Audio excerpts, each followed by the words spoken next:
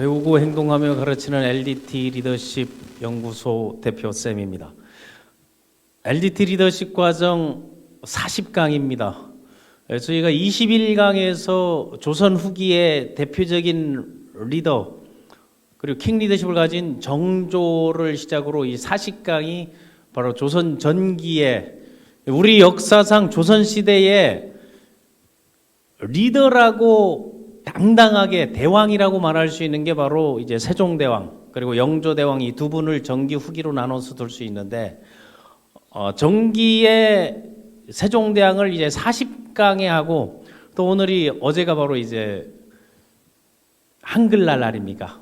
세종께서 이제 창제했던 한글날을 또 지내고 또 영릉을 찾아가서 세종의 업적 그 발자취들을 한번 찾아보는 그런 시간들을 가져봤습니다. 인재를 발굴하고 육성하고 그리고 소통을 철저하게 했던 우리 세종대왕 리더십은 교과서, 드라마, 미디어, 영화를 통해서 워낙 많이 알고 있기 때문에 과연 이거를 어떻게 준비하고 어떻게 여러분들과 풀어내느냐 고민이 많았습니다. 그래서 이번 시간에는 세종의 사람들, 세종의 인재들 그리고 세종과 함께 했던 그런 인적 자원을 중심으로 여러분들과 함께 우리 세종의 리더십, 킹 리더십을 알아보는 시간을 가져보도록 하겠습니다. 세종대왕이야말로 지금 시대에도 필요한 그 당시 정치력을 가지고 600년이 지난 지금의 정치를 한다 해도 훨씬 더 우리의 그 국위선양을 할 수 있는 그러한 리더고 지도자입니다. 글로벌 강국을 만든 세종대왕이라고 첫 제목을 한번 정해봤습니다. 글로벌 강국이 되려면 첫 번째, 지금 우리나라 국방력이 세계 6위권이거든요. 세계 6위권에 이제 국방력까지 올려놨습니다. 국방을 하려면 또 뭐가 필요한가 하면 외교가 필요하죠. 뭐 국방의 분야, 외교의 분야, 또 교육과 문화, 또 지금에 이제 많이 나오는 그 세계에서 우리가 K라는 뭐 K-팝으로 시작해서 엔터테인먼트에서 이제 활용하는 게 예술 문화 부분에도 아주 탁월함을 보이고 있는데 그 예술적 분야 또 과학기술, 4차 산업혁명에 맞는 과학기술의 분야, 정치, 경제, 사회, 문화 각 분야에 걸쳐서 가장 탁월한 리더십을, 지도력을 그리고 왕도의 길을 걸었던 이제 세종대왕이 바로 저희들의 이제 선조이고 조상이라는 사실은 상당히 자랑스러운 거죠. 킹 세종, 킹 리더십이라고 여러분들에게 한번 이야기를 해봅니다. 세종대왕을 만나려면 광화문 내거리 가게 되면 광화문에 가게 되면 세종의 상 앞에 또 세종의 과학기술 문명에 이바지했던 그런 이제 우리의 그 유산들이 이제 앞에 하나하나 놓아져 있고 뭐 저기에 옆에 이제 그림으로 또 특히 이제 세종은 소통의 리더라 해서 뭐 한글을 창제해서 세계에서 그 유례없는 그 정음, 훈민 정음, 백성을 가르치는 이 바른 소리 이것을 만들고 또 반포하기까지 했던, 만약에 세종대왕이 없었더라면 지금은 우리가 중국어를 쓰고 있는지 일본어를 쓰고 있는지 영어를 쓰고 있는지 무엇이 국어가 됐는지 모를 정도로 그래서 나란 말을 만든 우리 세종의 업적과 그 업적을 이루는 데 필요했던 인적 자원들은 어떤 분들이 있었나를 이제 함께하는 시간을 가져보도록 하겠습니다. LDT 리더십에서 항상 얘기하지만 그 바이오그래피, 그 생애에 대해서 정리를 할 때 특히 왕조를 얘기할 때는 우리가 그 왕호, 연호 이런 거를 썼기 때문에 뭐 세종 몇 년, 뭐 태종 몇 년, 뭐 세조 몇 년 이런 것들보다는 저는 라이프 플래닝 차원에서 몇 살에 무엇을 했는지 언제 태어나고 그걸 하나하나 이제 정리해보는 시간. 1397년에 태어났죠. 그래서 탄신일을 기준으로 해서 만들어진 날이 있죠. 이미 만들어졌습니다만은 1965년도에 스승의 은혜, 스승의 뜻을 기린다면서 그 날짜를 5월 15일 세종 탄신일을 기점으로 만들어 놓은 게 스승의 날입니다. 그러니까 런두티치, 배움의 시간을 갖고 그리고 자기개발 빌더로서의 역량을 충분히 가졌던 게 세종대왕입니다. 세종대왕을 한마디로 하게 되면 일반적으로 1강에서 10강 그리고 10강에서 20강 10강에서 20강에서 그 리더십의 유형, 종류, 그리고 특성들을 얘기할 때 전통적 리더와 현대적 리더, 현대적 리더에서 변혁적 리더십을 여러분에게 이제 설명을 했었는데, 전통적 리더십은 한마디로 태어날 때부터 리더가 돼 있는 사람이죠. 그래서 전통적 리더들은 이 LDT, 배우고 행동하고 가르친 그 변혁적이고 현대적인 리더십에는 조금 맞지 않는다 해서 그걸 다 뺐습니다. 태어날 때 빼서. 그런데 왜 정조대왕과 세종대왕은 왜 들어갔냐 하는 거예요. 따지고 보게 되면 세종대왕은 왕이 될 수 없었던 입장에서 왕이 된 사람이에요. 지금 얘기하게 되면 어쩌다 왕이 된, 어쩌다 공무원이 되지, 어쩌다 왕이 된, 처음부터 왕이 될 수 없었던 자리에서 왕이 되었기 때문에 변혁적 리더십을 발휘했고, 또 그 안에 그 감성의 리더십이라든가 리더십의 유형에 나오는 여러 가지 형태들을 다 보여준 왕도 정치를 했던 분이 바로 세종대왕입니다. 세종대왕은 그 태종의 셋째 아들로 이제 태어난 거 아니에요? 셋째 아들로 태어났으니까 어린 때부터는 동생도 있었습니다만은 막동이라고 불려서 아호가 어린 때 이름이 막동이었습니다. 이름은 이도였고, 그래서 이제 충녕군이 되고 충녕대군이 되면서 이제 동시에 왕위를 계승하게 된 게 그 왕세자였던 양녕이 폐위되면서 그 양녕에게도 자식이 있었단 말이에요. 그러니까 전혀 왕이 될 수 없었던 입장에서 왕이 되었기 때문에 들어가 있고, 정조대왕도 그 당시 그 왕이 될 수 없었던 입장이었죠. 역적의 자식은 왕이 될 수 없다 해서 이 방이 붙을 정도 되었는데 왕으로서의 그 역할이나 그리고 리더십을 발휘했던 경우이기 때문에 전기의 세종대왕, 후기의 정조대왕. 그래서 오늘 40강에서는 바로 4대왕, 조선 4대왕 세종대왕을 11살 때 이제 결혼을 그 문신 출신이죠. 나중에 영의정까지 했던 그 시몬의 딸, 나중에 소현왕후가 됐던 분하고 이제 혼인을 1408년도에 이제 했는데, 결국 그 처가들도 그 왕공광어를 위해서 아버지 태종이 스승은 물론 처가, 친족, 형제들까지 그 왕자의 난을 다 일으키면서 다 제거를 했잖아요. 그 제거를 하다 보니 세종 때 일반적으로 알기는 태평성대를 누렸다는데, 그 세종이 재위하던 시절에 우리 조선이 흉년도 많았고 상당히 그 외부로부터 이제 침투도 한 60년간 그 200개 가까이, 한 180회 가까이 됐었거든요.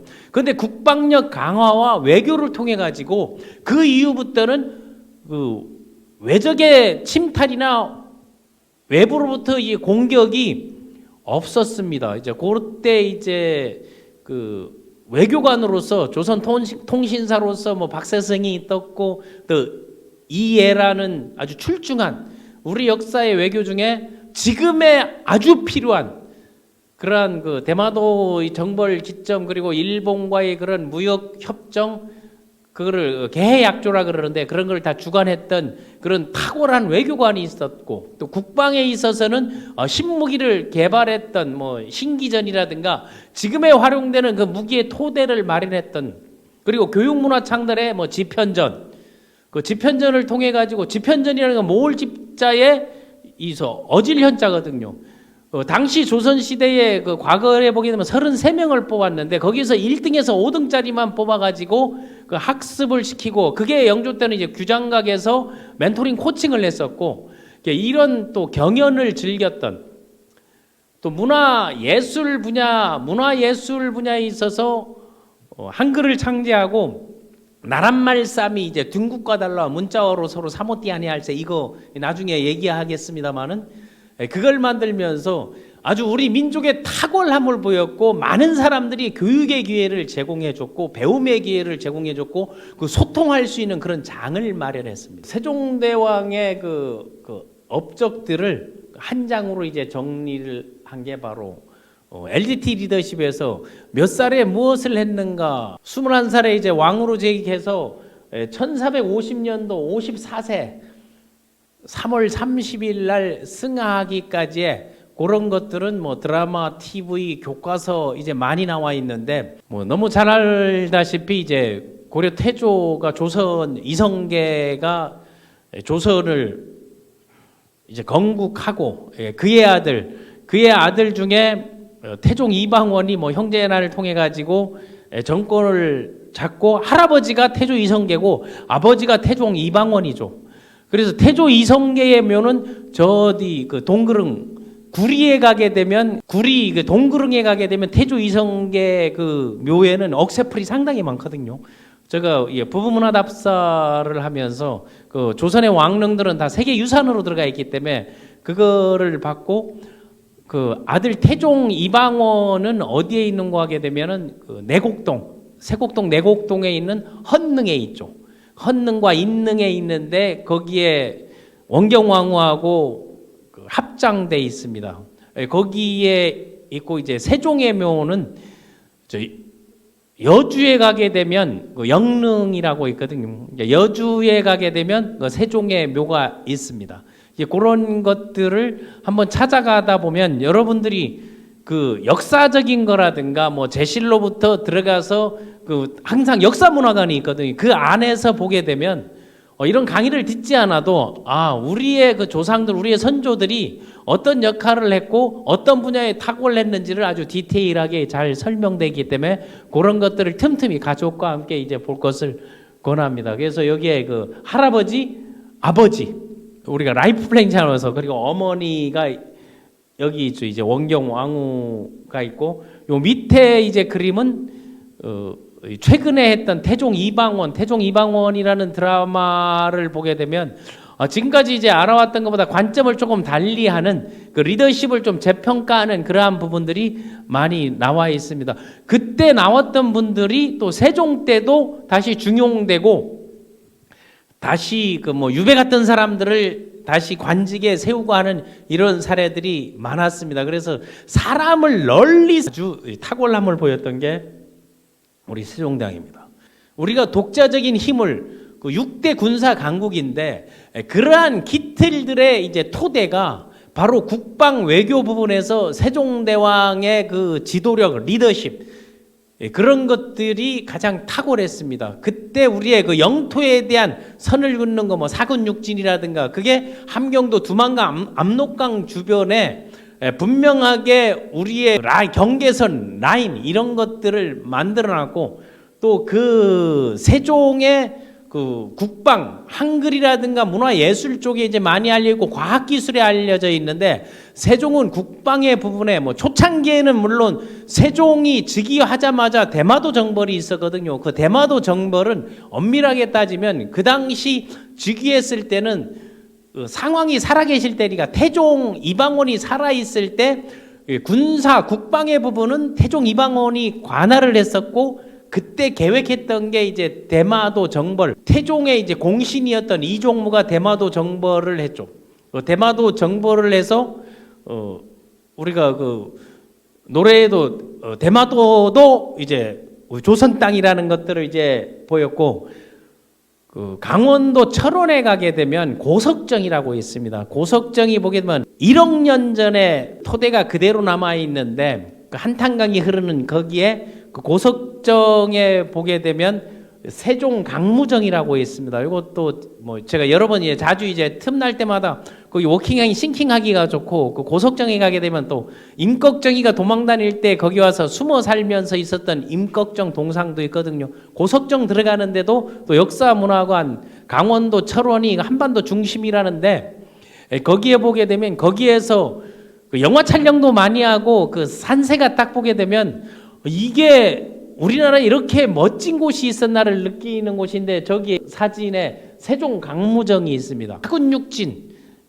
그런 걸 설치하면서 그 군사훈련을 마치고 그 연을 베풀었던 그 장소가 다 있고 그 사군에는 우리 최윤덕 장군과 그 백두산 호랑이라는 그 육진에는 그 김종서 장군 이러한 분들이 뭐 김종서 장군은 나중에 세조에서 이제 살해를 당하긴 합니다만은 이런 탁월한 사람들을 적재적소에 잘 활용해 가지고 우리의 국방력을 강화했고 그리고 국방의 그 무기의 신식화라는 것을 그 흐름들이 꾸준히 이어졌더라면 뭐 임진왜란은 오지도 않았을 것이라는 그런 저의 내피셜을 여러분들께 이제 얘기해 봅니다. 다음 국방의 부분, 그 국방에 또 함께 맞물려야 되는 게 과학기술의 발전이 있죠. 과학기술의 발전은 4차 산업혁명, 지금이 우리가 더 나은 세상으로 변모하고 연결되고 있는데, 뭐 교과서에 실려 있고 뭐 별도 드라마도 나오고, 과학기술 하게 되면 우리가 뭐 장영실을 빼놓고 뭐 장영실 과학상도 지금 시상하고 그런 프로모션도 하고 있는데, 장영실 하게 되면 관노 출신, 노비 출신, 출신에 가리지 않고 역량이 있고 실력이 있으면 그걸 등용시켜줬던 게 바로 세종대왕입니다. 그래서 그 세종 때는 그 출신들을 보게 되면, 그 세종 때만 조선전기는 그 모계 중심으로 모든 프로필을 가지기 때문에 어머니 중심으로 이야기가 이제 풀리거든요. 그게 지난번 강의할 때 조선 후기로 넘어가면서 같은 시대를 살았지만 신사임당과 헌안설원, 그 허균, 홍길동전을 쓴 허균의 어머니, 그걸 기점으로 해서 뭐 결혼 풍습이라든가 그 스토리들이 우리 여성들에 대한 게, 여성이 그 여권이 상당히 조선전기에는 강했습니다. 그래서 모든 걸 얘기할 때 어머니 중심으로, 모계 중심으로 얘기해서, 그러다 보니까 장영실이 어머니가 동네 관비 출신이에요.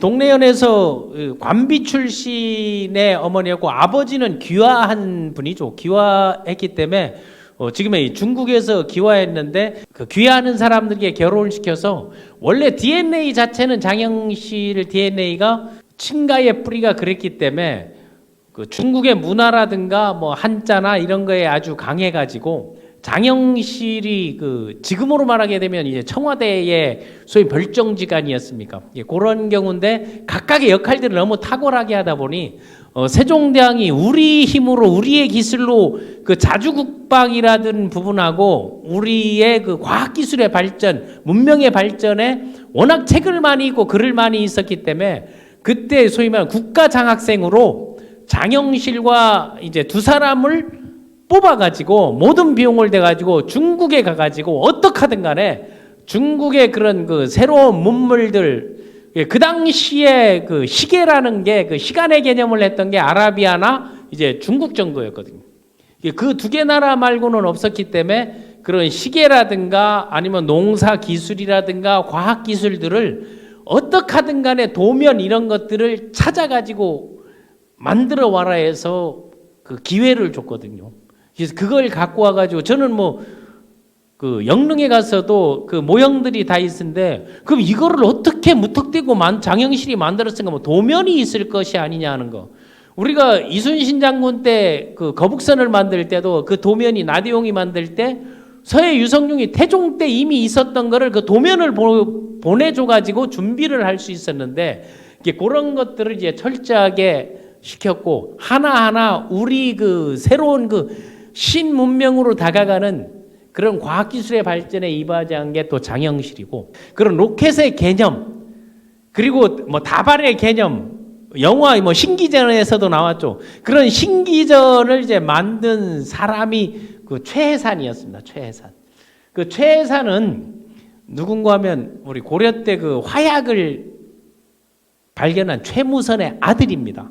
그 최해산이 만들었던, 그래서 최해산을 신임해가지고 지금으로 하게 되면은 그 뭐 동지 중추원사 그 당시 일에 하게 되면, 그거는 지금으로 얘기하게 되면 그 방위사업청장 같은 역할을 세종이 씻던 게 최해산인데, 그 최해산이 그 다연발 이 대포 이런 것들을 만들어 가지고 우리 역사가, 그리고 우리 선조들의 그 창의력이 얼마나 위대했는가를 한번 생각하고, 우리는 그 피를 받고 자라왔기 때문에 앞으로 세계 우뚝선 글로벌 탑이 될 수 있다는 여러분 자부심, 자신감을 좀 가져도 됩니다. 뭐 영화 이제 천문에 보게 되면 하늘에 묻는다해서 과학기술, 거기엔 여러 가지 장영실과 그 세종대왕의 그런 인간적인 관계까지도 잘 이제 묘사되어 있는데, 세종대왕이 그 사람들을, 인재들을 어떻게 썼는 거고, 관심의 영역과 정말로 준비할 기간이, 왕으로서 준비 기간은 없었거든요. 자기는 학문으로 책 읽는 걸 워낙 좋아했지 내가 왕이 되겠다, 그리고 그 입장도 아니었거든요. 그런데 드라마에서는 창의성, 상상력, 그 픽션, 논픽션이 가미됐기 때문에 그런 허구가 들어가 있어가지고 재미 요소로 여러 가지 만든 거를 우리가 워낙 미디어의 지배를 받고 있기 때문에 뭐 잘못 알려지는 것도 있으면 그거는 상상력으로 봐주는데 왕이 되겠다고 마음먹고 준비하는 그런 기간이 없었습니다.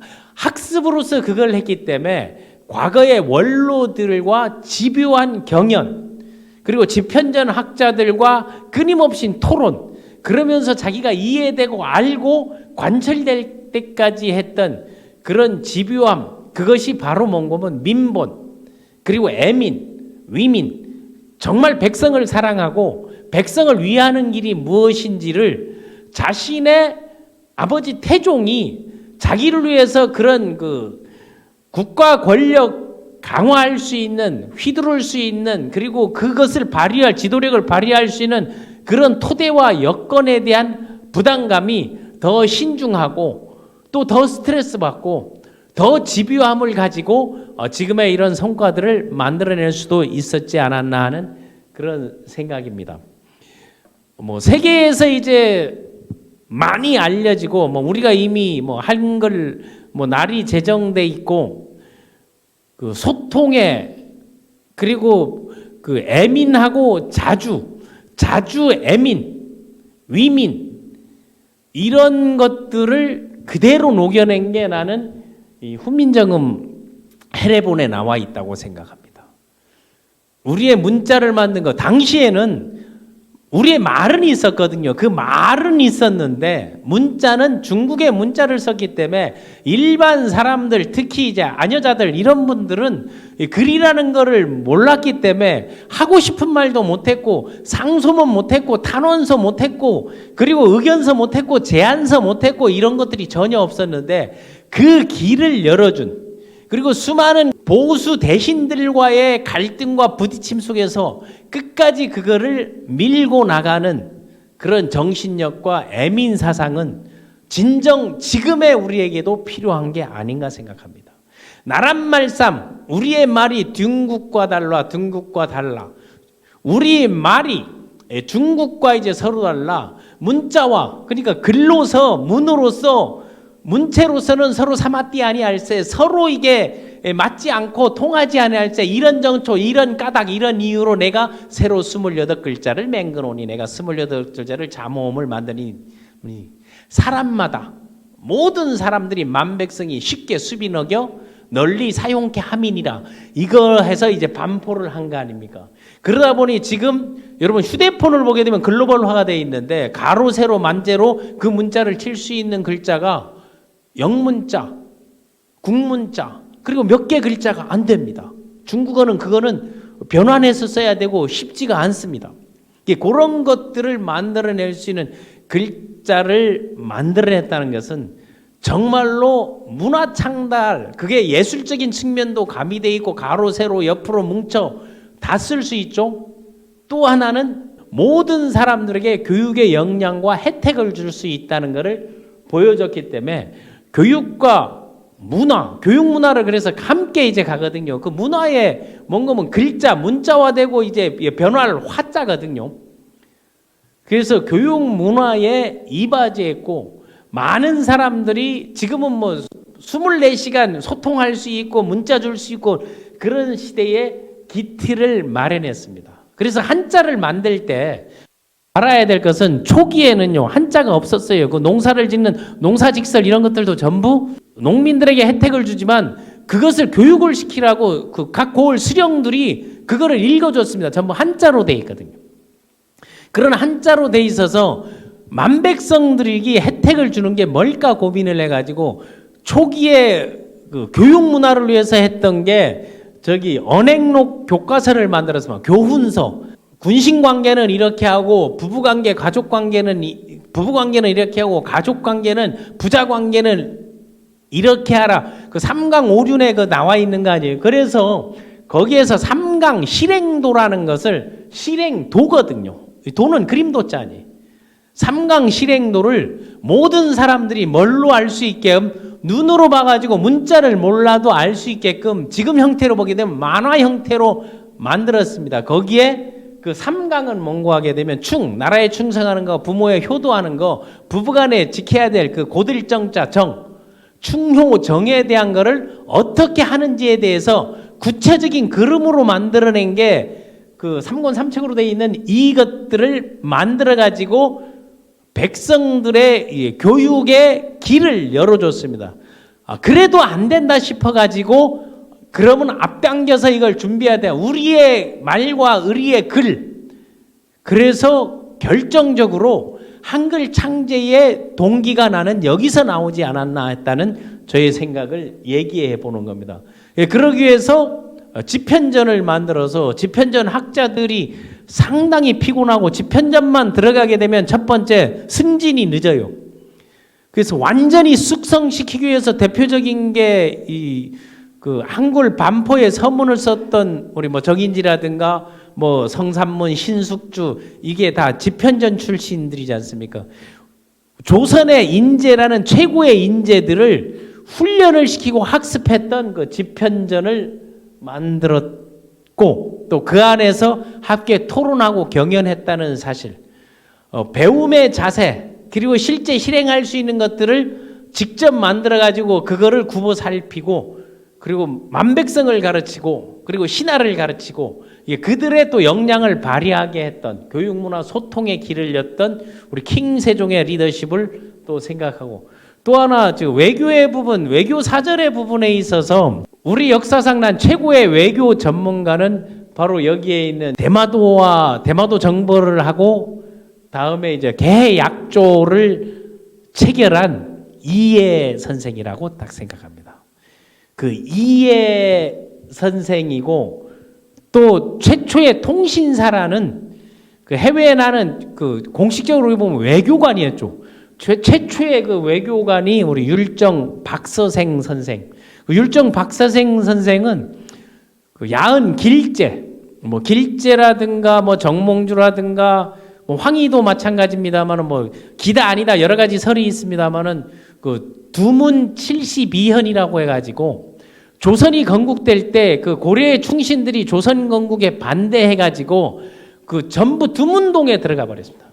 거기에 들어간 뭐 숫자는 뭐 100명, 150명 된다는데 거기에 들어갔던 72명의 그 이름, 조상들의 역사, 개개인의 가정사에서 나오지만 그때 이제 거기에 들어가 가지고 나중에 그 두문동을 다 불태웠잖아요. 거기에 들어가 있던 그 72연 중에 하나 길제 선생의 제자가 바로 율정 박서생입니다. 또 황희정승도 이제 거기에서고. 그래서 그 우리 지금 나오는 두문불출이라는 한자 수거가 그 조선 건국을 반대했던 그 고려의 충신들이 들어가서 두문동에 들어가 가지고 나오지 않았기 때문에 거기 나중에 이제 불태워 버리거든요. 몰살을 이제 해버리는데 이제 거기에 있던 사람들을 다시 불러서 나라를 위해서 힘쓰게 설득하고 등용했던 게 또 세종대왕입니다. 그래서 그 두문동 출신들이 그 제자나 그분들을 많이 기용했던 게 세종입니다. 또 뭐 관노, 관비 출신들을 이제 많이 기용했고 또 서자 출신들을 많이 기용했던 거는 또 정조대왕이 이제 그래했습니다. 그래서 요것들을 그 조선 최초의 통신사라든가 또 하나 그 당시에 뭐 지금 얘기하는 비자발급이라는 거, 그 비자발급의 형태를 최초로 만드는 게 바로 이해입니다. 이해. 또 이 충신은 이해 같은 충신을 도라 하는 거예요. 그 당시 그 경상남도 지방의 이제 군수 외구에 잡혀갈 때 자기도 같이 잡혀 들어가 가지고 그걸 구출하고 나오는 그런 충성도가 탁월했고 꼬들꼬들했고 지피지기했고 그 일본 통이라고 할 수는 일본의 뭐 언어도 잘했지만 우리의 그 국익을 지키면서 또 일본의 그 뭐 수차라든 뭐 농경지법이라든가 일본의 그 문화들을 또 한국에 전파해가지고 조선에 전파해가지고 그 길을 열고 하나하나 항목을 다 문서화했습니다. 그 문서화한 게 바로 이제 개약조거든요. 그때 정리를 하고 또 대마도에서 그 침탈하고 이런 것들을 이제 막기 위해 조선 때 그 삼포개항이라 해가지고 뭐 내이항, 뭐 연포항, 부산항 했는데 내이항, 뭐 연포항 하면 지금 사람들이 모르는데 내이항은 어딘 거면 지금으로 하면 진해예요. 그거 일본에서 들어올 때 가운데 부산 이제 우측으로 가게 되면 연포 이게 울산항이거든요. 다음 이쪽에 지금 뭐 해군 이제 진지가 있는 이제 진해항 요 세 가지를 이제 개항을 했고. 그들이 일본, 그러니까 대마도에서 한국으로 넘어올 때 오는 사람들에게서 그 자격 요건, 그리고 체류 조건 이런 것들을 준 게 지금 말하면 비자잖아요. 그 비자 발급을 의무화하게 했던 게 바로 이 예라는 겁니다. 그래서 외교나 국방에도 그 전문성이 있는 사람, 그 전문성이 있는 게 세종대왕이 이해를 일본에 보낼 때, 일본에 통신사로 갈 때는 박서정이 통신사로 갈 때 부사로 따라간 게 또 이해입니다. 이해가 갈 때 세종대왕이 일본을 아는 사람이 그 외구를 아는 사람이 가서 우리 조선을 위해서 힘써달라 해서 직접 지금으로 말하게 되면 신발 하나 딱 뽑아주고 열심히 다니라고 그리고 기죽지 말라고 양복 그러니까 갓과 뭐 신발을 이제 준비했다고 그런 기록이 있는데 그거를 만들어서 직접 배웅할 정도로 신임하고 신뢰했다는 겁니다. 이러한 것들을 보면 조선 후기에는 그 통신사나 이래 나가면서 거짓 보고를 하고 이중 보고를 하고 여러 가지에서 혼란이 왔잖아요. 임진왜란도 바로 이 통신사들이 보고를 가지고 왔다리 갔다리 이제 하게 되었는데 이러한 부분들도 우리 외교 사절 그 박서생과 이해 또 이들을 발굴해서 이들을 적재적소에 활용한 게 바로 세종의 그 지도력, 인사 원칙이라는 거, 그리고 인사를 어떻게 하고 인재를 어떻게 활용했는지를 잘 보여주고 있는 단면이라고 말할 수 있습니다.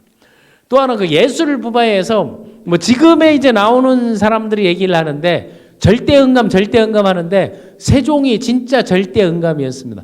그럴 수 있었던 게 세종 대왕은 내가 어쩌다 왕이 된 입장이 됐잖아요. 양녕이 폐위되면서 왕이 되었는데 절대응감이 될 수 있었던 게 워낙 이제 풍류, 놀고 즐기는 걸 좋아해서 예술, 문화, 그게 감성적인 감성의 리더였다는 거죠. 그래서 악기를 다루고 응감이 있고 그러면서도 늘 나라면 어떻게 하겠다는 것을 준비했죠. 그때 우리의 모든 왕실 행사들을 그 중국의 그런 음악, 중국의 악보, 중국 것들이 다 들여와 가지고 있었을 때 이것을 우리와 자주라는 것들을 생각해서 누구를 그 박연을 픽업해가지고 이 박연도 보게 되면 문학가이고 문장가고 엔터테인먼트죠. 음악가이면서 문인이면서 시인이면서 그런데 그 박연에게 그 도학자이고 이런 그 박연에게 궁중악이라든가 또 편경 제작을 얘기했죠.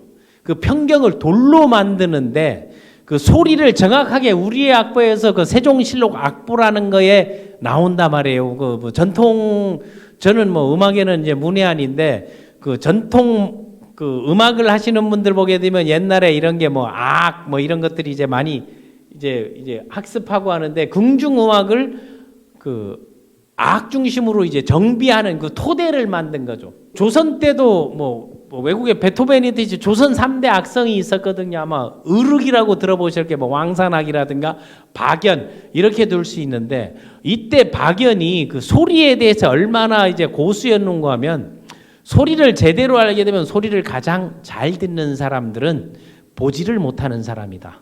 시각장애인들에게 이 소리의 음을 따지게 하게끔 그들을 채용하고 그들을 등용하고 그들을 활용할 수 있게 해서 장애인 채용 그러니까 혜택을 준 게 아니고 그들의 능력을 사서 채용을 해가지고 결국은 박연의 요청으로 세종이 오케이를 해서 청각장애인들을 팀을 구성해가지고 편경 제작에 성공하게 됩니다. 그리고 그거를 여기 이제 그림에 보게 되면 그 뭐 박물관에 가도 있고 뭐 지금의 이제 재현해 놓은 이제 그림들이 있는데 그 발표하는 거를 딱 듣고 난 다음 세종이 딱 지적합니다. 아, 그 음에 지금으로 얘기하면 그게 샵 정도 올라가 있는 것 같아. 그리고 이거는 플랫 정도 이런 거를 지적하는 거 박연이 깜짝 놀랐다는 겁니다. 이렇게 고수, 이렇게 천재적 역량을 가진 군왕이시다니 해가지고 자기도 못 듣고 전문가도 못 들고 지나갔던 것들을 지적해내고 그걸 개선하게 하고 그걸 혁신하게 만들었던 게 그 세종입니다. 그래서 정간보라는 것을 그 세종실록 악보의 그 정간보를 또 만들어서 이걸 다른 말로 하게 되면 각 분야에 전부 매뉴얼을 만든 게 세종입니다. 그거를 또 실질적으로 업그레이드 시킨 게 정조대왕이거든요.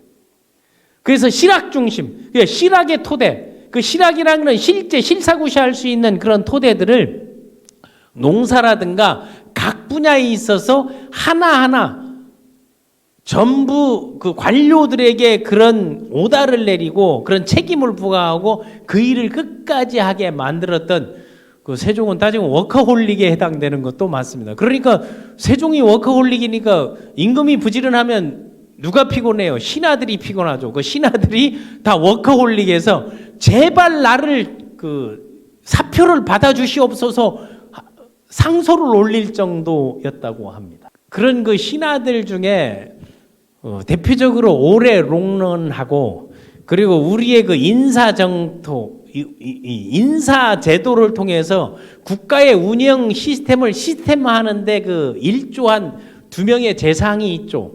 바로 영의정과 우의정. 그 지금으로 얘기하면 총리 아니에요. 총리라든가 뭐 기재부라든가 부총리급, 총리 부총리급을 그 대표적인 케이스가 황희정승과 다음에 이제 맹사성이죠. 황희정승도 뭐 여러 가지 이야기하면서 뭐 어차피 이제 두문동 출신이라 하고 맹사성도 고려 때 이제 충신이었던 황금을 보기를 돌같이 하라 하는 최영 장군의 손녀 사위예요. 최영 장군의 손녀 사위이면서 그 맹사성에게 자기가 살던 집을 그 고려 때 만든 집을 물려줄 정도로 그건 다른 말로 청백리였다는 거 아니에요. 자기 재산을 비축하지 않으니까 내 집을 물려주겠다 해서 그 물려준 게 지금 충청남도 아산에 가게 되면 맹시 행단이라는 그런 그 고택이 맹사성은 과거에 장원급제하고 젊었을 때는 상당히 꼬들꼬들했던 사람이에요. 그 상당히 꼬들꼬들했던 사람이 청백리가 되고 정말 오지랖퍼. 그 황희와 맹사성의 공통점이 뭔가 하면 오지랖퍼. 지금 말하는 오지랖퍼면서 능력을 탁월하고 전천후였다는 거예요. 황희정승 같은 경우는요. 각 정치, 경제, 사회, 문화 각 영역에 장을 냈고 그 참고적으로 또 유배도 또 갔다 와 있는 그 고통과 지금에 보게 되면 세상의 모든 것들을 현장에서 느꼈던 그런 역량을 있죠. 또 이제 문신 출신들이 무신들을 통솔하고 다루었던 능력도 대단합니다. 그래서 황희정승 같은 경우는 86세에 이제 은퇴, 그때 퇴직을 해서 슈테를 그만오라라고 어디 벌써 가서 자고 있느냐. 요거는 저의 내피셜로 얘기한다면 황희도 비리가 있었을 거 아니에요. 그런 비리를 협박하고 그거를 활용하고 그 사람을 몰살하는 게 아니고 네 죄를 네가 알렸다. 그것을 뭐 삼국지에 그런 게 많이 나와요. 이것을 백성을 위하고 나라의 충성으로 그것을 면하게 하겠노라는 개별적 약속으로 꼼짝없이 거의 90이 다 되도록 활용할 수 있었던 게 아직도 네가 했던 거에 비해서는 모자라다 하면서 그 백성을 위해서 그 능력을 펼치게 만들었지 않나 하는 건 제 생각입니다. 인간적으로 인간 심리학에 있어서 그거 봐줬는데 이거 하지? 그리고 그때 그거 했는데도 난 그거 놔뒀어? 그런 것들이 조선시대의 형벌제도를 보면 알 수 있었거든요. 조선시대의 형벌제도, 이것도 이제 중국에서 넘어온 건데 팽형이라는 게 있었어요. 팽형은 뭔가 하면 그 팽형이 가장 많이 나오는 게 그 삼국지에 많이 나옵니다. 그래서 그 주군들이 불러오게 되면 그 삼국지에 보게 되면 가마솥 정자라고 하잖아요. 그게 거상 임상옥 할 때 추사 김정희가 풀어줬던 그 중국에 갔을 때 풀어줬던 가마솥정 그 삼각대로 만들어서 균형을 만들고서 그 삼각으로 가마솥을 만들고 밑에 불을 떼고 그 팔팔 끓은 물에 그게 사람을 가지고 곰탕을 끓이듯이 넣어서 죽이는 게 팽령이거든요. 근데 조선 사회에서는 이게 뭔가 하면 그 팽령이 거기에서 진짜 팔팔 끓여 죽이는 게 아니고 양반들에 한해서 양반들의 형을 내릴 땐 선택을 하게 했었던 거예요. 유배를 가서 네가 평생 이거를 그 죄를 죄명으로 남을래? 아니면은 이 팽령을 당해가지고 다른 걸 선택하라 해서 선택하라고 해서 양반들에게 그 혜택을 줬습니다. 그런데 그 차이에서 유배를 갔던 사람들은 나중에 뭐 추존하거나 추호할 때 잘못된 모함을 받은 거는 그거를 역사적으로 정리해 주는데 팽령을 받은 사람들은 그걸 그대로 남아 있는데 팽령은 뭔고 하게 되면요. 그 가마솥에 진짜 사람을 놓고 공개적으로 대로변에서 형을 치면서 이 양반이 잘못을 했으니 네 죄를 네가 알렸다 해가지고 그 안에 들어가게 만듭니다. 그런데 그 물을 미지근한 거라든가 그 사우나 기준으로 보게 되면 43도가 제일 뜨거운 열탕이고 온탕이 38도, 사람의 온도하고 비슷한 탕이 온탕이거든요. 38도 정도 온도에 딱 들어가 있게 합니다. 그래서 집에서 그걸 다 준비하게 해서 가족들도 와가지고 무릎을 닦고 탕 안에 딱 들어가요. 그래서 거기에서 그 김이 모락모락 나게 해가지고 그때 가족들은 무슨 준비를 하는 거 하게 되면 장례를 치를 관하고 이런 것들을 다 준비해서 그 안에서 어느 정도 이제 시간이 돼가지고 백성들에게서 다 물러가고 해질 무렵 딱 되게 되면 거기서 뻣뻣하게 누워 있으면 거기서 염을 해가지고 관에 딱 넣고 이제 집으로 딱 돌아오는 거예요. 집으로 딱 돌아오면 그때 그걸 풀어줘가지고 그때부터 족보에서도 팽령으로 사라졌고 투명 인간이 돼버리는 거예요. 어디 나가도 나갈 수가 없죠. 알아보면 살았다 해서 그걸 나오기 때문에 그러니까 이게 일종의 백성들의 눈속임이고 이게 그 귀감이 되는 그 샘플 사례로 팽령이라는 그런 형벌 제도가 있었는데 그런 거를 보여줬고 어떻게 해주면 되겠냐? 네 공도 큰데 죄도 있는데 그거를 뭔가면 공으로 갚아라 하는 것들을 적용하지 않았나 황희에게 그렇게 이제 생각을 해봅니다. 그리고 이제 맹사성은 코리아 여기에 보게 되면 한번 그 아산에 가게 되면 제가 그 배방면에 있습니다. 배방면 아산 배방면 중리 300번지에 있는데 내비게이션 치실 분들은 그걸 찾아가면 고려시대 지금은 그 보완해가지고 다 리모델링을 이제 해서 만든데 옛날에 그 맹사성이 살았던 청렴 결백하고 그 아산이나 온양의 온천 이런 것도 유명해 준 것도 이제 맹사성. 그 맹사성도 그 일화가 있는데 맹사성이 상당히 기고만장하고 꼬들꼬들하고 천상천하 유아 독존이었습니다. 장원급제는요 어디를 가도 그 인정을 받아가지고 고을 군수로 가도 아첨하는 사람들만 있었거든요. 그래서 고을 군수로 부임해 갔을 때 그 맹사성에게 항상 엘리트 리더십에서는 이 사람이 어떤 것을 계기로 변화하게 되는가 삶의 변화의 계기가 무엇인가를 찾아주는 게 중요한데 맹사성에도 그런 기회가 있었습니다. 세상에서 내가 최고고 내가 잘난 줄 알았는데 들어가 보니 유명한 고승이 있었다고 그 승이 바로 그 고을에 갔을 때 무영 스님입니다. 그럼 무영 스님에게 그게 잘난 척하라는 거거든요. 아무리 고승이라도 나의 학문을 따라갈 수 있게 해서 딱 찾아가 가지고 세상에 아주 고승이고 아주 도통하신 분이 있다 해서 한 수 배우러 왔소이다 해가지고 인사를 하죠. 무엇을 배우려고 하는 거니까 내가 아직 나이가 젊고 장원급제는 하였으나 내 나이 지금 21살이라 세상 물정을 모릅니다. 그래서 어떻게 하면은 제가 수령으로서 역할을 할 수 있는지 한번 좋은 지혜를 주십시오 했더니 무영스님이 허허 웃으면서 아주 간단하지요. 왜? 수령의 도리를 잘 지키면 됩니다. 수령이 해야 할 일만 하면 됩니다 했더니 예 여보시오면서 내가 이 소리 들으려고 이 멀리까지 산골까지 그리고 이 허름한 승까지 찾아온 줄 아시오. 고승이라 했더니 순 가짜배기군요. 그렇습니까? 네, 시간이 아깝다 해서 또 기고만장해서 탁 도포를 해서 돌아가려니까 저 수령 잠시만요 하니까 이까지 왔으니 그냥 보낼 수는 없고 차나 한잔 하고 가시죠. 제가 직접 따서 만든 차고 이 차는 건강에도 좋고 아주 몸에도 좋습니다. 그래서 방에 앉아 이 주전자 설명을 하고 그 주전자 설명을 할 때 그 주전자를 꺼냈을 때 아마 그 좌우명, 그 공자의 중용의 이런 것들을 했는데 반 있는 주전자를 요 자그마한 잔에 계속 따릅니다. 그러니까 그 잔이 넘쳐서 찻상을 넘쳐서 바닥까지 넘치니까 이건 뭐 하는 짓이오?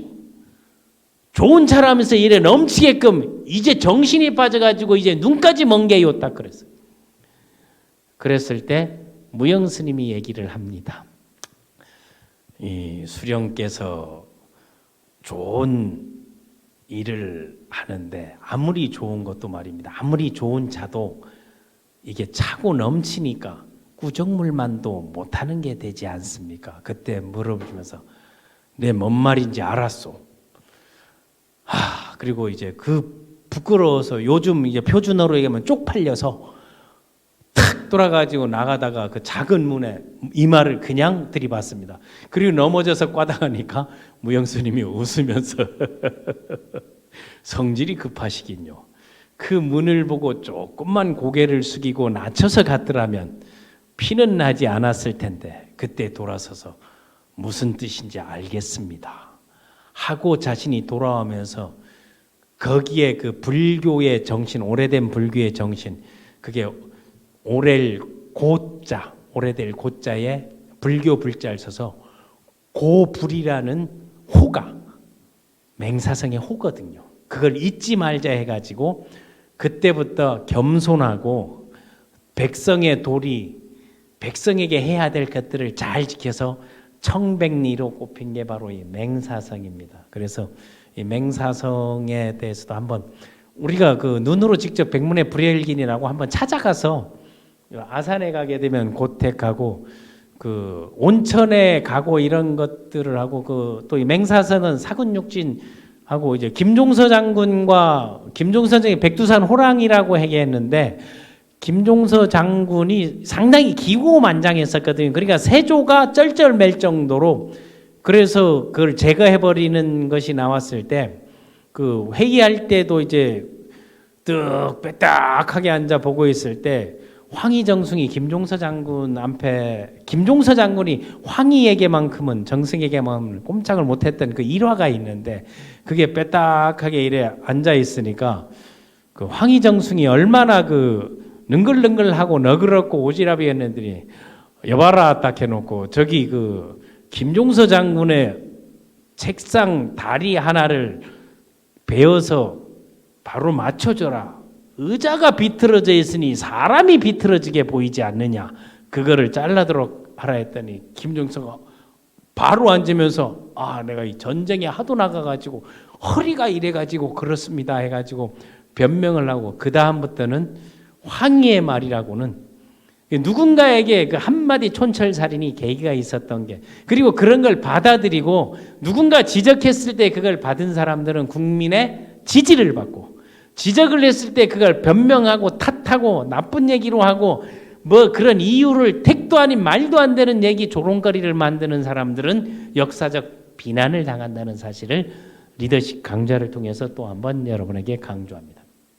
그래서 그 킹 리더십 왕도 정치를 하고 왕이 될 사람이 아닌데 왕이 되어서 진짜 백성을 위해서 모든 중심은 민본 이게 의회주의고 민주주의거든요. 그 민주주의의 기본의 뿌리를 갖춰 놓았던 게 나는 민본을 우선했다. 그리고 진짜 백성을 사랑했다는 거. 백성을 사랑하다 못해 무수리도 사랑하고 기녀도 사랑하고 모든 여성을 다 사랑한 그런 우리 킹 세종. 다음에 백성을 위한 길이라면 바로바로게 그 책임자를 줘서 임파워먼트 권한이음을 주고 그거를 끝까지 완수하게 만든 거. 그래서 이 우측에 그 PT에 나와 있는 농사직설 저게 뭐지 해가지고 화면은 잘 나오는데 이 농사직설을 그 1430년도에 만들었는데 그때 1430년도엔 상당히 많은 일들을 했거든요. 그때 수령들이 백성을 돌보기 위해선 그들을 가르치고 그들을 뭐 삼강실행도도 마찬가지지만 이 농사직설을 통해서 농민이 부유해야만이 우리가 잘 살 수 있다. 그리고 특히 그 뭐 사군육진이나 이런 거, 뭐 한경도 이런 지역들이 그 유배지로하고 사람들이 기피하고 거기 가면 혜택을 주고 했는데 거기에 제대로 그 농법들을 알려주고 그 수령들이 가가지고 그걸 활동하게 만들어라 이런 차원에서 썼는데 농사직설을 보이는 저기 제목 이게 다 한자로 돼 있거든요. 그러니까 양반하고 글 공부를 하는 사람 농민이 볼 수가 없어. 그러니까 그거를 수령들을 통해 가지고 직접 하라해서 그때 간접 교육을 시켰잖아요. 간접 교육을 시키다 보니 제대로 안 돼서 직접 교육으로 이거 바꿔야 되겠다. 직접 하게 만들어야겠다. 그렇게 하면서 여러 가지들을 이제 많이 만들게 된 거죠. 그 이전부터 얘기했는데. 그래서 요런 거 또 삼강 실행도 이런 것들이 뭐를 만든 거면 훈민정음을 만들게 된 한글로 누구나 쉽게 봐서 쉽게 쓰고 활용할 수 있고 교육의 효과, 교육의 질을 높이는 방법 중에 하나가 그거였지 않나.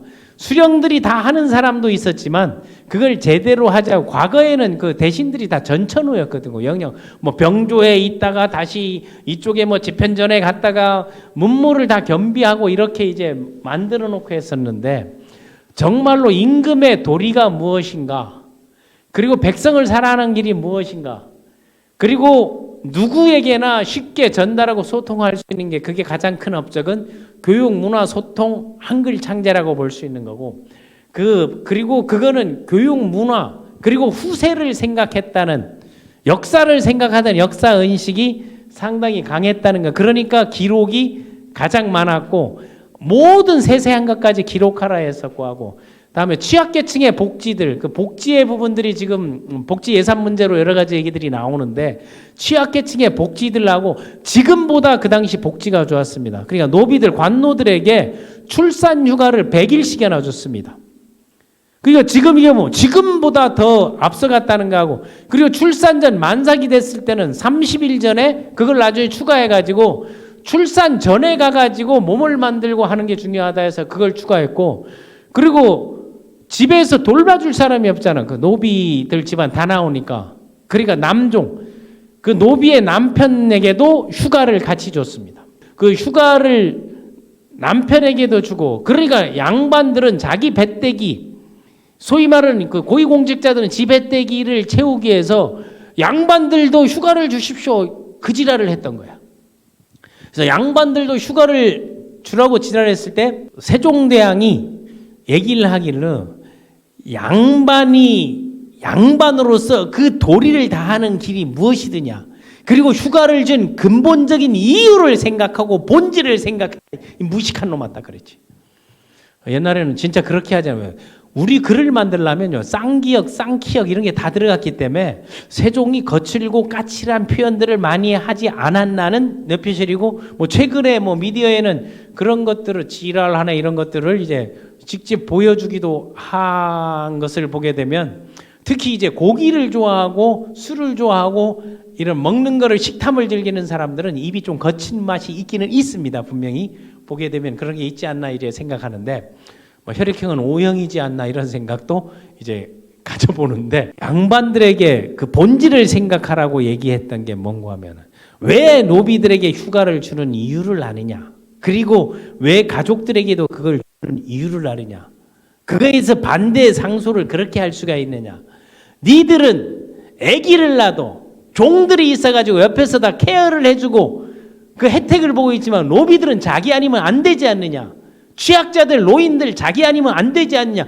그래서 이거를 나라가 신경을 써줘야 되는 게 그 길이라는 그런 훈육을 했다는 설이 있습니다.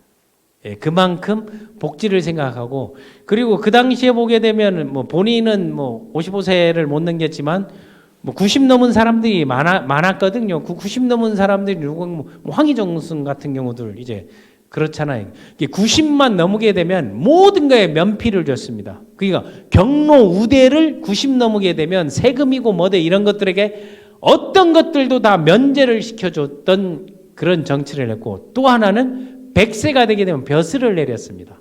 그게 나는 그 모델이 황이지 않나 하는 게 100세가 돼서 다시 벼슬을 줘가지고 쓰려고 하지만 따지고 보게 되면 황희정승이 더 오래 살지 않았나요? 그런 것들이 이제 있어 취약계층의 복지에 대한 거하고 다음에 뭐 여종 출산 휴가라든가 남종에게 든 거 그리고 특히 이제 백성 여론을 중시했다는 거. 뭐 지금은 매일 나오는 뉴스에 나오는 게 여론조사 나오잖아요. 뭐 국정 지지도라든가 뭐 야당 지지도라든가 뭐 항목별로 묻는 게 계속 나오는데 선거 때만 나오는 게 아니라 상시로 나오는데 그 당시는 뭐 선출직이 있었던 것도 아닌데 어떤 의사결정을 내릴 때 백성의 뜻을 물은 게 1430년도에 워낙 힘들고 해서 이제 소위 말하면 조공을 세금을 높여야 되겠다 하는데 그거 높이는 것들을 백성의 뜻을 물으라 해가지고 아니 이걸 어찌 묻습니까 하니까 수령들 있어서 뭐 하느냐 거기에 아전들은 다 어디다 쓰는 거 해가지고 그 사람들이 직접 찾아가지고 아전하니까 생각나는데 그 아전 출신이 아까 얘기했던 외교의 그 최고였던 이해 아까 얘기했던 우리 외교의 가장 전문가가 이해가 아전 출신이거든요. 그 아전 출신에게 버스를 내리고 뭐 장영실 관노 출신인데 뭐 중원부원입니다만은 그래서 백성에 있는 사람들을 찾아가지고 그 가구 여론 조사하는 거 지금에 나오게 되면 많이 오잖아요. 어떤 일이 있을 때 그거를 그 표본을 17만 명 그 당시 17만 명 표에서 세금을 10% 정도를 이거를 받아야 되겠는데 어찌하느냐 했던데 찬성이 상당히 높게 나왔습니다. 그리고 어딘가 보면 경상도나 전라도 지방들은 그나마 농지가 있고 먹고 살만하니까 하는데 반대가 어디로 많이 나오는 거면 함경도 지방, 척박한 지방에서 많이 나왔거든요. 그래서 밀란이 많이 일어나는데 하니까 소수 의견을 존중했다는 게. 그 왕권을 가지고 소수 의견을 존중했다는 것은 뭐 대의민주주의는 다수결의 원칙이지만 이 취지는 우리가 이 극단 극복을 위해서 어려운 그들의 뜻을 받아들이자 해가지고 그거를 실시하지 않습니다. 그거를 실시하는데 거의 10년 넘게 해가지고 상당히 안정되고 난 다음 그걸 다시 붙이자 했던 백성의 여론을 중시했다는 거, 그 소통의 길들을 열었다는 게 우리 그 킹 리더십이지 않나. 이거를 지금의 리더들도 각국의 리더들도 좀 생각을 했으면 좋겠습니다. 여러분에게 이제 끝으로 그 세종대왕의 발자취를 찾아서 우리 영릉에 가게 되면 하나하나 되고 있고 또 그 역사문화관이 있거든요.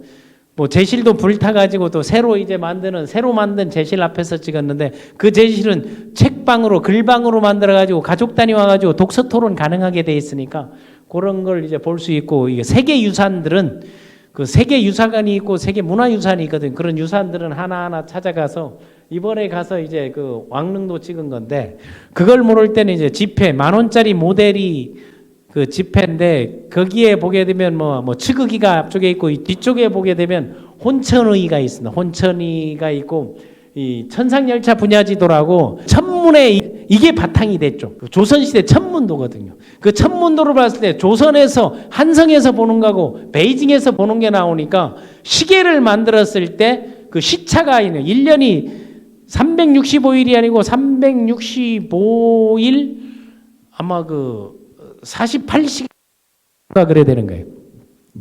그거에 대해서 그 오차가 15분 정도 나와 있는 거를 이거의 문제점들을 개선하라고 해서 덮어버린 게 아니고 잘못된 거 덮어버린 게 아니고 이 문제를 개선하라 해서 그걸 연구해가지고 45초까지 맞춰냈습니다. 장영실이가.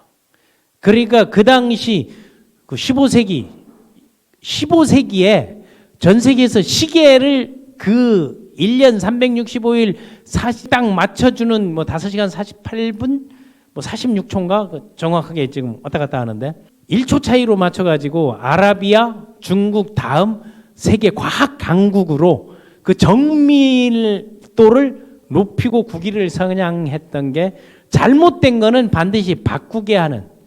그리고 천문 영화에 보게 되면 별구경하게 나오는 게 경도 차이 있는 거를 베이징 중심 아마 자금성을 여행했던 분들은 세계의 중심이 여기고 여기를 파고 들어가면 뭐 브라질 어디가 나온다 이런 게 얘기가 나오는데 세계의 중심은 바로 여러분이 있는 데라고 생각해서 그거를 그리고 그 여기에 가게 되면 그 휴대용 해시계가 이제 있거든요. 휴대용 해시계를 왕실에 나가서 자기만 봤던 게 아니라 그 다리에 그 육교 난간 위에서 건너는 사람 오가는 사람들을 다 백성을 위해서 만든 게 위민이라는 걸 느낄 수 있는 게 바로 그런 겁니다. 그리고 그 자기 자식을 지극히 부모들 형제들은 했지만 자기 자식은 또 지극히 아끼고 그 기회를 많이 잡는 거는 태종도 그랬습니다마는 그 DNA를 바꾼 세종도 세종의 자식이 뭐 죽은 사람 포함하면 30명이 넘는데 뭐 직접 소현왕후를 통해서 뭐 10명 이상을 낳고 뭐 18왕자 이래 나왔는데 성주 그 중부고속도로 중앙고속도로를 가다 보게 되면 그 성주에 보게 되면 세종 대왕 왕릉 태실이라는 팻말이 있거든요. 거길 들어가게 되면 그 성주의 세종대 왕자 태실이라 해서 18명 서자 그리고 이제 적자들의 태실들을 그대로 다 모아놨습니다. 그 세종의 태실은 아마 여주에 있을 거예요. 그리고 자기 원손이었던 그 영월에 이제 그 세조가 이제 보내졌던 거기도 이번에 이제 다녀왔습니다만은 그 단종 원손의 것을 별도로 만들어서 그 태실 그 가족들을 그렇게 지극히 사랑하면서도 딱 실패한 게 하나 있는 게 세종대왕의 실패. 그럼 리더십이 다 좋은 거 있고 세종대왕에서 타산지석으로 삼아야 될 게 뭐냐고 한다면 저는 두 가지예요. 업무적 역량평가. 쉽게 얘기해서 공무수행 능력을 보는 거는 탁월한데 가정에서 자기 역할, 가족 경영을 행복 경영을 하는 그 역할은 조금 그 눈은 약하지 않았나. 그거를 분간 없이 하다 보니 자기 그 며느리들을 직접 간택을 했거든요. 세종이. 그 간척한 며느리 중에 5명이 이혼을 했거나 소박 맞았거나 쫓겨났거나 뭐 거기에서는 뭐 그냥 무당에 빠진 사람이 있었고 거기에는 또 궁녀하고 레즈비언 동성애를 했던 사람도 있었고 또 몸이 아파가지고 허약한 사람들 그 몸이 아파가지고 요양을 안 하고 소박을 줬던 그런 경우들이 있었거든요. 그런 것들이 뭐 칠거지약 이런 것들을 뭐 적용했겠지만 그거는 실패하지 않았나 하는 부분하고 또 하나는 두 번째 실패한 게 그 라이프 플래닝에서 그 건강 관리하고 식단 관리를 실패하지 않았나. 이거는 타산지석으로 삼아야 되지 않겠나 하는 게. 그래서 뭐 TV에도 이런 것들은 여러 번 뭐 보양제 이런 걸 얘기하면서 뭐 자식만이 낳은 거에 맞춰져 있지만은 저는 이거 임금의 건강은 백성의 미래다 하는 거예요. 그 임금의 건강의 척도 술을 많이 마신다든가 아니면 늦잠을 잔다든가 운동을 안 한다든가 자세가 비틀어진다든가 이런 것들은 우리의 그 품위하고도 연결되고 국민 건강도 연결되어 있는데 원천적으로 보게 되면 비만, 그러니까 폭식에 의한 비만이죠. 그러니까 비만에서 오고 음식에 의한 그 비만성 당뇨를 갖고 있었죠. 그 비만성 당뇨가 나는 어린 때부터 고기를 많이 해서 소화성 당뇨로 난 진화된 게 아닌가 하는 게. 그리고 앉아서 책을 많이 읽다 보니까 허리가 많이 앉아가지고 요즘 몰라 디스크라고 얘기하는데 그 연세대 어느 교수인가 그 글을 보니까 그게 나중에 이걸 보게 되면 그 강직성 척추다는 거하고 뭐 여러 가지 설에서 눈이 멀어졌다 그런 책을 많이 봐서 그렇고 하지만 이게 두 가지거든요. 당뇨로 인한 그 시력 저하가 오는 게 백내장은 의술로 수술만 하게 되면 보이는데 내가 보기에는 저는 요 기록들이나 이런 것들을 보게 되면 뭐 논문이나 여기 보게 되면 뭐 백내장 이렇게 얘기하는데 저 개인적인 거로는 나중에 눈이 멀어 가지고 앞에 있는 사람이 분간을 못할 정도가 되었다 하거든요. 근데 그런 게 뭔가면은 식생활하고 운동을 워낙 싫어해 가지고 궁궐 내에서도 그 항상 가마를 타고 다닐 정도로 그런 충신들이 운동하라 해서 고기 좀 먹지 말아라 할 땐 짜증을 내지 않았나. 그 고기를 좋아하고 약간 그 식탐이 있는 사람들을 주변의 사람들을 봤을 때 그 거친 짜금 그런 사람들이 보면 또 당뇨병 환자가 많거든요. 그러니까 췌장 세포가 빨리 죽는 건데 거기서 육식과 이제 식탐이 많았던 거하고 특히 밀가루 음식 뭐 칼국수나 이런 것들을 좋아했고 항상 그 기록에 보게 되면 그 실록에 나와 있는 것 중에 태종이 자기가 죽더라도 세종은 고기를 안 먹으면 안 되니까 그거 원칙을 지키지 말고 고기를 먹게 하라 해서 세종이 스트레스가 과도하게 되면 사람들이 대신들도 찾아가지고 고기 이제 고기 이런 것들을 많이 이제 나오고 또 특히 그 남의 밥상 궁중 잔치나 이런 데 할 때 접시에 자기보다 고기가 많이 들어갔다 하면 노발대발했다는 그런 것들이 많았다는 것들이 그 여러 가지 그 기록이나 뭐 야사에 많이 나오는 게 그 세종. 이런 그 식탐이나 운동하는 거 자기 관리 이런 자기 개발에는 탁월했지만 학습에는 탁월했지만 이런 것들은 우리가 이제 조금 신경을 써야 되지 않나 하는 게 그래서 인재 발굴, 소통의 리더, 국방 외교 그리고 정치력 그리고 사회적으로 문제되는 것들을 어떻게 해결 Y와 타우 비전이 분명하고 그 배움, 학습, 빌더십으로 시작해서 전천후 리더십까지 발휘했던 게 킹 세종. 그래서 세종의 리더십을 오리지널 LDT 전천후 리더십 또는 킹 리더십 전통적 리더가 아닌 변혁적 리더로서 현대적 리더로서 아무 손색이 없고 지금의 그 정치력을 발휘한다면 더 큰 대한민국을 만들 수 있는 역량을 가졌던 세종과 함께 했습니다. 지금까지 LDT 리더십 연구소 쌤이었습니다.